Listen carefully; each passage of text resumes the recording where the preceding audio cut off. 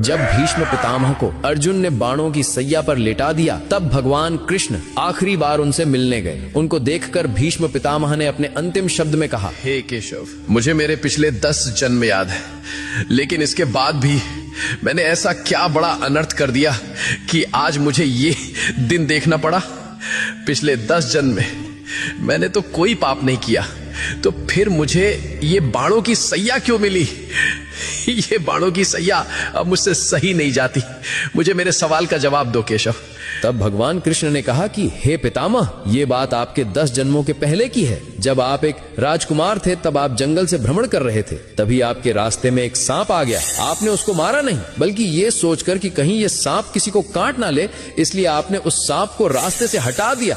लेकिन गलती से बेचारा सांप कांटों के झाड़ में फंस गया। वो जितनी बार निकलने की कोशिश करता, वो उतना ही कांटों में और ज्यादा फंस जाता था। कई दिनों तक वो सांप उन कांटों में फंसा रहा और भगवान से प्रार्थना करता रहा कि हे प्रभु, इससे अच्छा तो मुझे मार ही देते। प्रभु, जिसने भी मेरे साथ ऐसा किया है, उसके साथ भी ऐसा ही करना।